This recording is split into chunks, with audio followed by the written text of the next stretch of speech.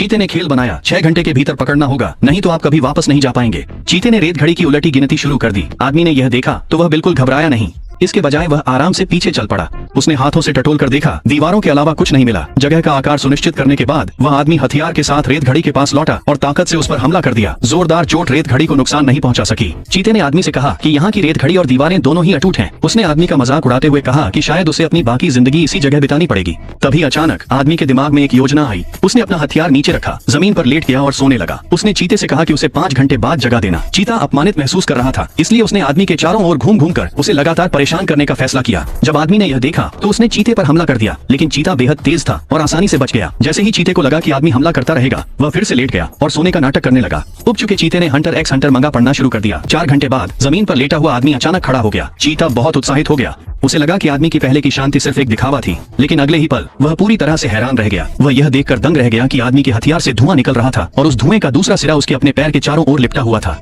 असल में आदमी का सोने का नाटक करना उसकी पूरी योजना का हिस्सा था। जब चीते ने अपनी सतर्कता खो दी थी, तब आदमी ने एक क्लोन बना लिया था। जब चीता मंगा पड़ रहा था, उसी दौरान उसने चुपके से उसके पीछे जाकर उसे रस्सी से बांध दिया था। चीता भागने की कोशिश करने लगा, लेकिन वह रस्सी से बंधा हुआ था। उसकी गति इस बंधन के कारण सीमित हो गई थी। चीता बार बार धुएं पर हमला करता रहा, लेकिन उसे नुकसान नहीं पहुंचा सका। आदमी धीरे धीरे और करीब आ रहा था और चीता निराशा में डूब गया। लेकिन ठीक उसी समय उसने अचानक एक नई क्षमता हासिल कर ली। चीता बेहद उत्साहित हो गया। उसने आदमी का धन्यवाद किया, फिर तुरंत उस पर हमला कर दिया। हालांकि इस तीर को आदमी ने आसानी से रोक लिया। अब उसकी बारी थी चीते का मजाक उड़ाने की। ऐसी क्षमता का क्या फायदा जो तुम्हारे अपने पैरों से भी धीमी हो। ये सुनकर चीता गुस्से से भर गया। वह गुस्से में आदमी पर झपटा और अपने पंजों से सीधे आदमी के शरीर को भेद डाला। जैसे ही चीता जीत की खुशी महसूस कर रहा था, उसके सामने खड़ा आदमी अचानक धुएं में बदल गया। असली आदमी चीते के पीछे प्रकट हुआ। आदमी ने सफलतापूर्वक खेल जीत लिया था।